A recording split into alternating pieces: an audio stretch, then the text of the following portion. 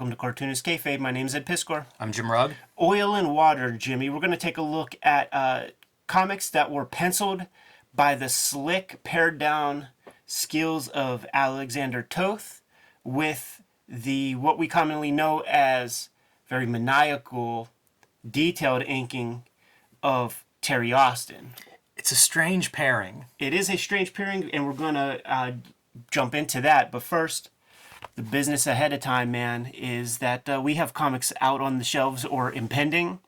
We have link trees in the description below our videos where you can get to all of our stuff. Jimmy has this Street Angel Deadliest Girl Alive trade paperback from Image Comics that is selling out faster and faster. Every time we put up videos, there are less copies on the shelves in comic shops. This trade paperback collects all of his Image Comics hardcover albums, as well as some extra material, some extra comics that have not been published in wide capacity. I imagine there were maybe just a couple hundred of the Christmas specials or the Halloween specials. Yeah, it's a rare one. Darkest comic Jimmy has ever made is his Christmas special. I stand by that. You guys got to read that, man. So get your hands on the Street Angel Deadliest Girl Alive trade paperback. And you got a bunch of stuff on your Patreon, too, that's very unique that hasn't seen the light of day beyond very small print runs. Red Room Trigger Warnings issue number 1 has been delayed because of the paper shortage. Turns out we need toilet paper more than we need reading material on said toilets. But February is when Red Room Trigger Warnings issue number 1 is coming out. Here are the various flavors of variant cover to go along with that. These have been ordered and locked in by your comic shop, man. And there was a ransomware attack that sort of cut off a bunch of orders. So these are going to be rare comics. The entire print run's going to be pretty rare. I want it to sell out on day 1. So beat this into your head, Kayfabers. And I'm going to let you know the day this comes out because I want it selling out on day 1. You could read these comics, though, right now on my Patreon. All those links are on my link tree in the description below this video. So, Jim, like when we were putting our emails together, what are we going to look at this next week? This Alex Toth 1983 Superman annual has been in my stacks probably since the beginning of Kayfabe because it is, it's late period Alex Toth doing superhero comics, which he didn't do very much of, and inked by none other than Terry Austin. Then you pulled out this Green Lantern comic from the same year, inked by Terry Austin. Must have been an editor or something that was connected there, putting this together. Or, I don't know, man, maybe Alex Toth needed alimony money, not sure. But both under handsome Gil Kane covers. Like clearly it looks like a package. Right, exactly. Like, get the team together twice. Gil Kane was so proud of this comic that he signed it 2 times. There's the Gil Kane right there. There's the GK right there. Hilarious. So,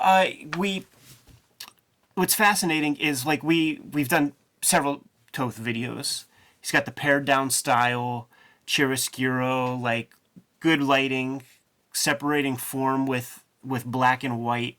No noodling. Very little extraneous detail. If it's there, it's communicating something very specific. Terry Austin, hyper detailed guy, a pen user, adding lots of like little filigree to his pieces. Let's see what these guys look like. Borderline finisher, Terry Sure. Austin. Probably came to prominence working over John Byrne on X-Men, where there was a lot going on in those books, and Terry Austin was doing some heavy lifting, was turning some scribbles into foliage or, whatever background information, whatever detail was necessary. So, like, brought a lot to the artistic collaborations he was a part of. Yeah.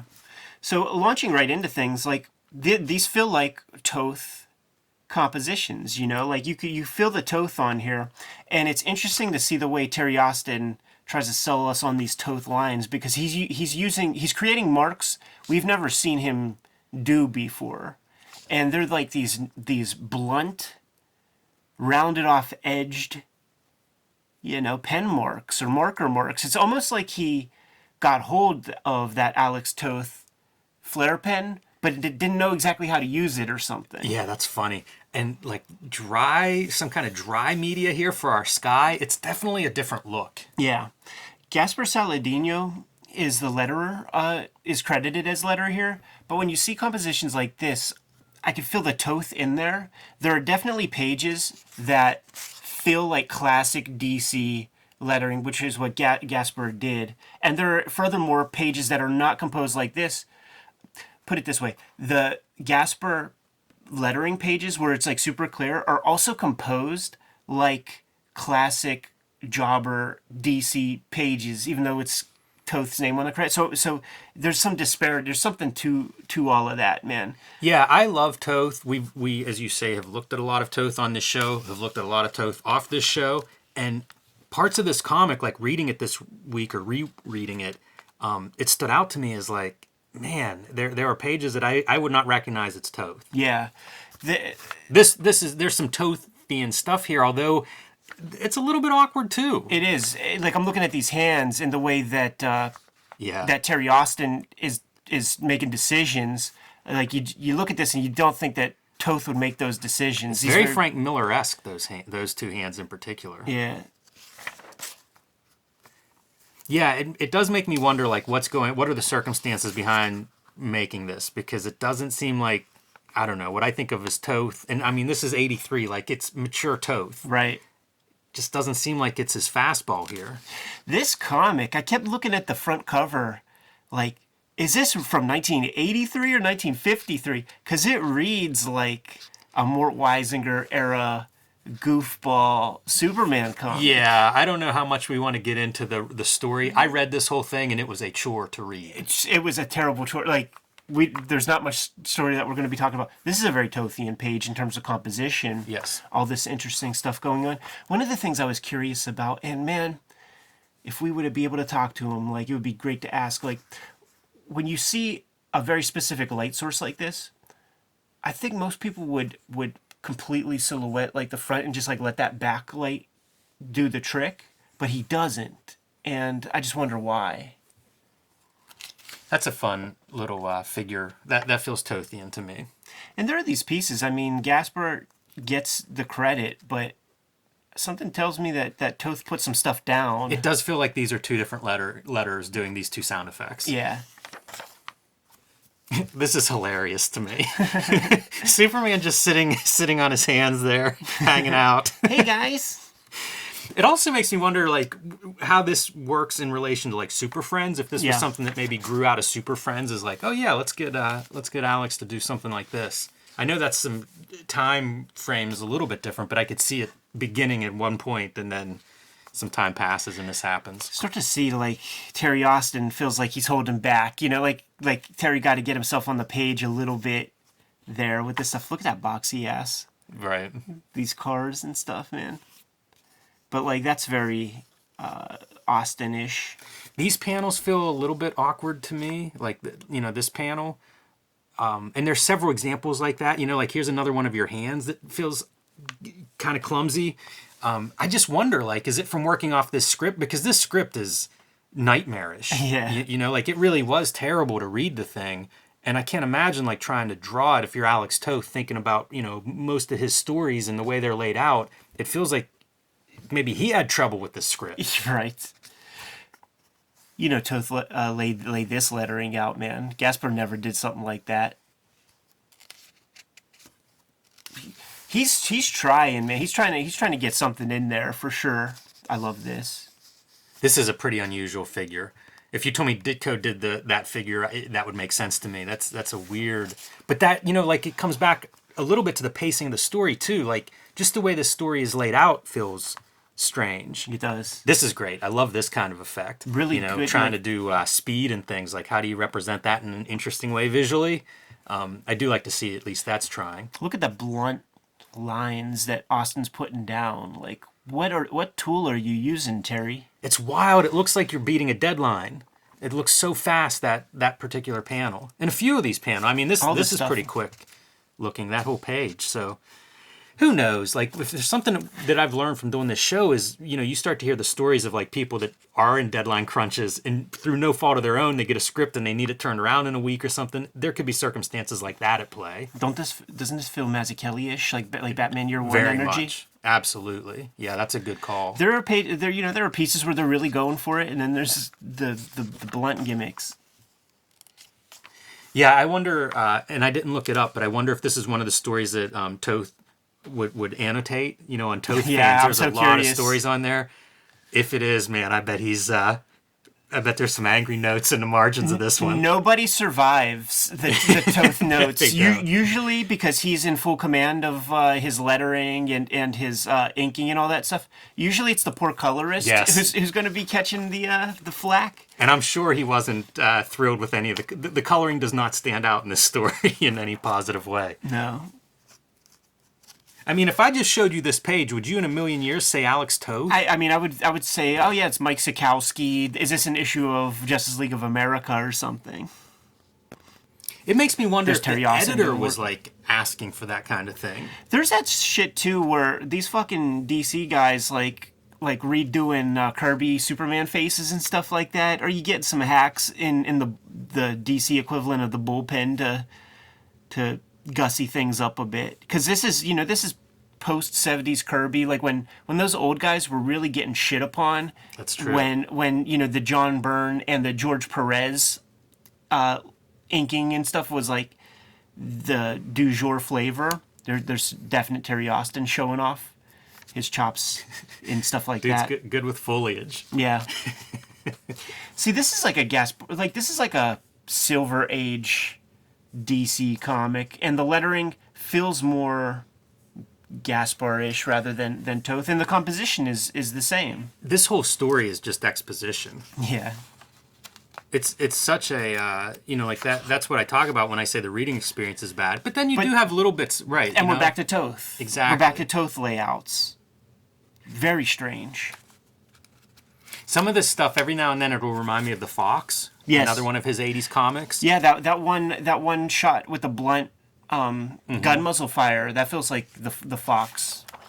Yeah, I think he was inking that with like some heavier marker because the lines are, it's very simplified, and every now and then you'll get a glimpse of that in some of these pages. But yeah, this page is not one of them. This is another standard DC looking page that looks like it was like laid out before he went in and drew it or something. And the lettering is more Gasper than Toth. And then when you get to a page like this, there's like Toth must have laid out this lettering and it got traced by the guy who got the credit. That's a pretty good spread here all around. It's like, look at this. Like this is different. Totally different. Yeah, totally different. That's almost a mystery to solve. This is the Tothisms, right? Where you have your two figures coming in and put them in different poses. Like try to make that as interesting as you can. Toth and Kirby, they did that Juggernaut issue where Juggernaut's coming to town, and there would be these smoke grenades and stuff that would be used, and he would do these hatched shadowy figures coming in, man. So this is another pass at that. To me, that's so Austin-ish, that whole sequence. Yeah. It's funny to think of 1983 and like Ronin. Yeah. With all the hatching at about the same time. And, I'm trying to think of like Austin inks that last issue of Frank Miller's Daredevil, and it's super hatch heavy, and it's got to be 81, 82, right. Something, maybe not too far removed from this. This is that shit where I'm reading it like, what year is this? Did people accept this in 1983? That Bruce Wayne is pretending to be a weird hot dog vendor that's trying to overcharge Clark Kent just to pull a rib. Yeah, super bizarre, and then like a DeLuca effect. It's just, this is a weird comic. It is. There's no two ways around it, and it does make me wonder like what's Alex Toth? Why is he signing on for this? Now I've never looked in this, and I'm very excited to. That's a pretty exciting spread. That's your Toth kind of composition. Yeah, you could tell. I bet you Steve Root saw that and was just. Totally. I mean, you can imagine it being like an airplane hangar, and they're under an airplane wing instead of a spaceship. Right. I always love these frame shots with black around the silhouetted figure. Yeah, I just think of like John Ford's Searchers. The famous John Wayne in the doorway. image. But there's a lot of like good silhouette and shadow. This feels more Tothian, at least so far.